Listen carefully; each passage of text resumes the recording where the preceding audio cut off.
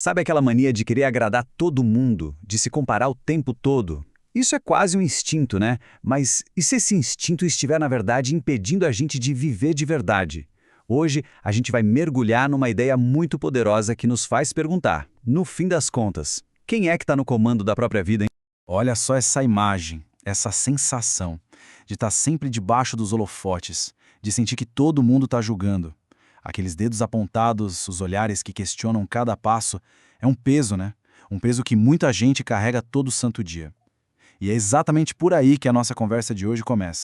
Isso nos leva direto para ela, a famosa armadilha da comparação. É um hábito que, olha, todo mundo tem, é quase automático. O problema é que existe uma linha muito tênue, um ponto onde essa mania supernatural vira algo destrutivo, que vai nos corroendo por dentro.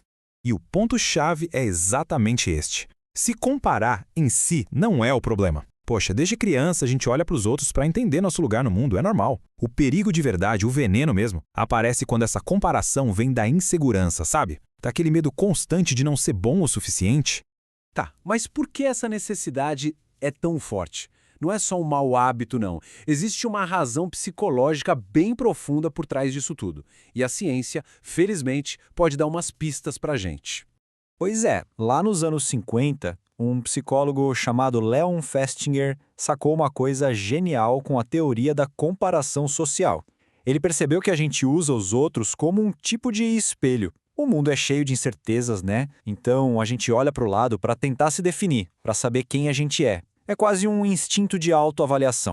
Mas a parte mais fascinante da descoberta do Festinger foi essa aqui. A gente não se compara com qualquer um, não. A comparação fica muito mais forte, quase uma obsessão, quando a gente olha para pessoas que consideramos parecidas com a gente, sabe? Aquelas que estão, de certa forma, no mesmo barco. Pensa bem, é muito mais provável alguém ficar se comparando com um colega de trabalho, cuja carreira parece algo possível, do que com um atleta de elite, um craque mundial cuja vida parece de outro planeta. É a proximidade que joga lenha na fogueira da comparação. Faz todo sentido, né?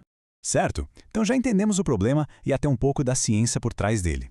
A grande pergunta agora é, dá para transformar esse veneno em poder? A proposta é que sim. A comparação não precisa ser essa força que destrói.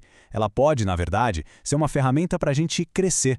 E essa virada de chave começa com uma pergunta fundamental, uma autoanálise bem honesta. Qual é a real intenção por trás da comparação? É aquele medo de ficar para trás ou é uma vontade genuína de ser melhor? A resposta para essa pergunta define todo o resto.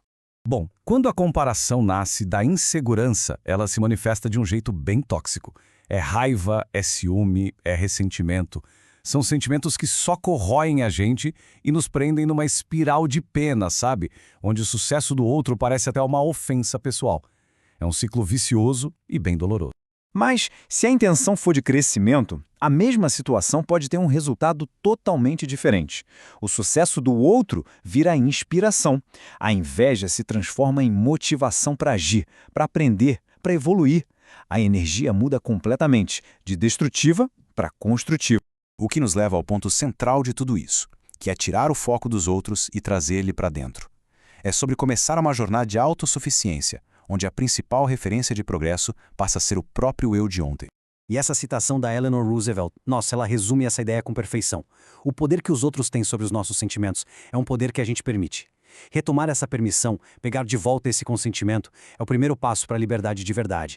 E aí a fonte sugere um plano bem prático, em 3 passos. Primeiro, a única régua de comparação que vale é o eu de ontem. Ou seja, medir o progresso com base na própria caminhada. Segundo, em vez de idolatrar os outros, o foco tem que ser o próprio potencial, aquilo que a gente pode se tornar. E terceiro, que talvez seja o mais libertador de todos, definir o que sucesso significa individualmente e não para o mundo, e celebrar cada passo dessa jornada que é única.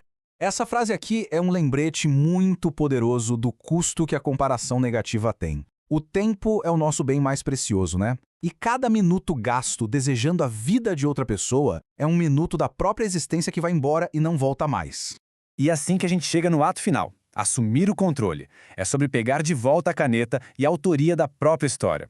É viver a vida nos próprios termos, com intenção e com propósito. A mensagem fundamental é esta. Amor próprio não tem nada a ver com egoísmo. Muito pelo contrário, na verdade. É a fundação de tudo. Sem amor próprio, fica quase impossível ser genuinamente feliz, ter uma autoestima forte ou construir relações saudáveis com as pessoas. Tudo começa aí.